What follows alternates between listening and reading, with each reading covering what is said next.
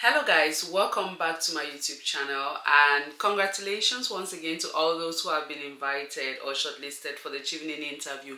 So on my comment section on YouTube and also in the DMs on TikTok, by the way, this is my TikTok account and my YouTube channel.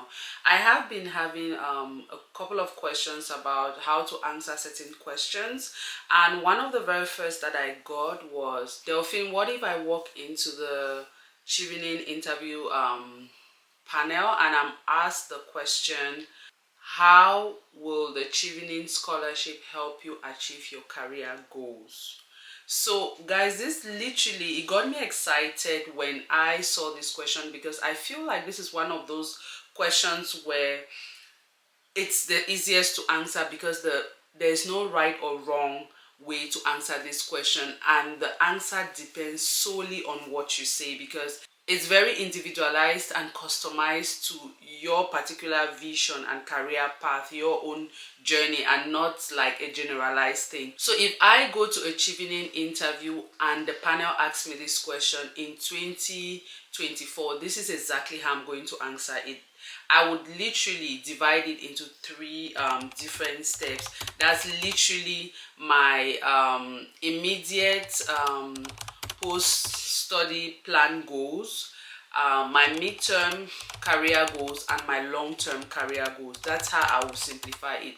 The first I would tell them is that I'm passionate about whatever field that I want to study in, and that upon my return, maybe the first 2 to 3 years, this is what I want to do. I would want to put into practice all the skills and theories and whatever I have learned from the UK or whichever country you're going to do the scholarship, because I believe that this question does not only apply to Chevening but to any other academic journey that you want to take. So you tell them that immediately, this is what I would want to do. I would want to come back and work in the field and build experience in the field, and also bring back the good practices that I have learned from maybe networking and interacting with people from other cultures while I was studying in the UK. That would be my first response. You can also go in further by throwing in maybe a company, organization, or institution that you really want to work with when you come back immediately from your Chevening scholarship. Then the second thing I would do is that I would say that in the midterm, maybe 5 to 7 years, 3 to 5 years, whatever you want to classify that, but let's just say 5 to 7 years, I want to be able in the midterm to contribute to academic discourse in my area of expertise. So in your career, in your part, let's say you're a doctor, you want to contribute to the public health discourse in your country. You could also throw in something like, having gained the experience in the field, having worked in the field and worked at the grassroots level, you want to be able to carry that experience into the academic sector, so that you can help to mold the younger generation, the minds of the younger generation that will lead that sector after your generation or in the future. You can also say that you have noticed 1 or 2 gaps in the field while you work, so you want to be able to dive into research and analysis to understand why this or that phenomenon has been happening. That way you will be able to provide solutions. In the long term, you could say maybe 7 to 10 years and above. This is how you want to go about it.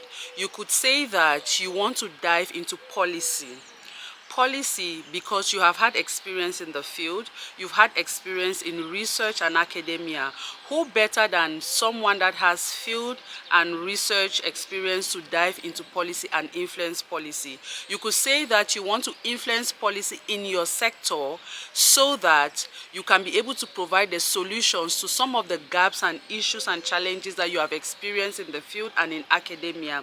You could decide to say maybe you want to work with your government, become an elected official that has the capacity to pass laws, or you could decide that you want to go the international route, maybe working with institutions. It could be the United Nations, it could be NATO, it could be the African Union, European Commission, Council of Europe, whatever institution that is relevant to you, that you feel that you can best contribute in terms of policy, then that's how you could say it.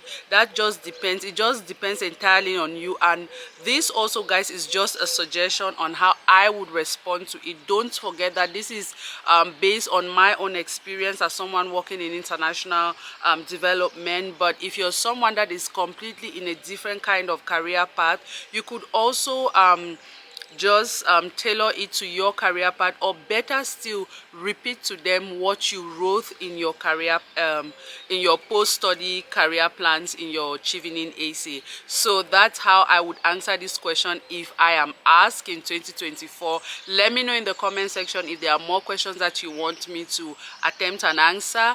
Good luck to you guys, and until we meet again, please do not forget to create some impact.